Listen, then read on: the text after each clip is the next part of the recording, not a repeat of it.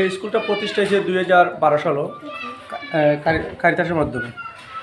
আর 2015 বছর মানে 2019 সালও কারিতাসে অর্থায়ন করে চালিয়ে গেছি। 2020-21 সাল টোটালি মোটামুটি এটা বন্ধ আছে, বোঝা যায় যে করোনার প্রভাব আছে। আর ফিনান্সিয়াল দিক দিয়ে যেটা আপনি বললেন যে এটা আপনার যেহেতু কেউ অর্থায়ন করছে না, বন্ধ আছে। 2022 সালও আমি মাধ্যমে আমার গ্রামের সহযোগিতায় তুলে নিয়েছে। বর্তমানে বাইরে থেকে কোনো অর্থায়ন করে সব ওই গ্রামের বাড়ি থেকে যা টুকটাক তুলে যাই। এই মানে খুবই শোচনীয় অবস্থা, মানে পাওয়ার মতো না। এইরকম একটা স্কুল চালাতে গেলে 2-3 জন শিক্ষক করতে হবে, অথচ এখানে যেহেতু ফিনান্সিয়াল দিকে খুব প্রবলেম, এর লাগে বর্তমানে ওই এটলায় আমি চালাই 2022 সাল থেকে। আমার নাম নির্মল চন্দ্র সরকার।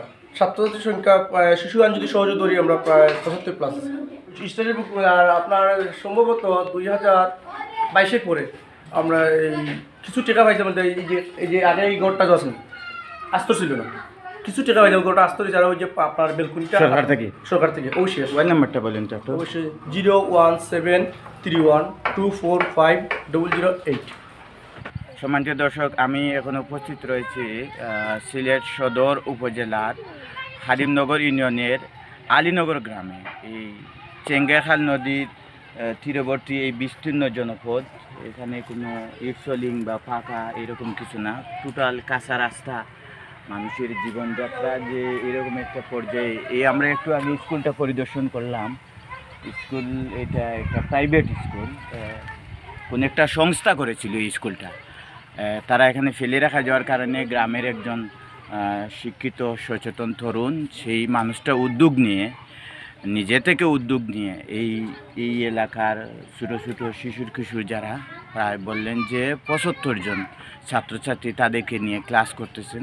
এই একজন মাত্র টিচার, যিনি এই এতগুলা ছাত্রছাত্রীদেরকে তিনি শিক্ষা দিয়ে থাকেন। কিন্তু এখানে কোনো সরকারি প্রাইমারি স্কুলের কোনো কিছু আমরা দেখিনি, এরকম কোনো অবস্থা এখানে তৈরি হয়নি।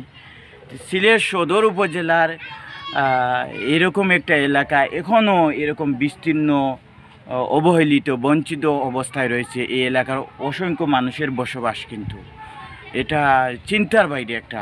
প্রায় 200টা ফ্যামিলি, প্রায় 200টা ফ্যামিলি।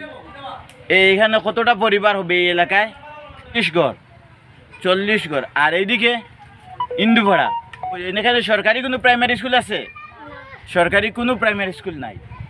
এরকম একটা অবস্থা, এটা চিন্তার বাইরে। সেই পরিস্থিতিতে এটা ঊর্ধ্বতন কর্তৃপক্ষ এবং সরকারকে দ্রুত এগিয়ে আসার আহ্বান জানাই।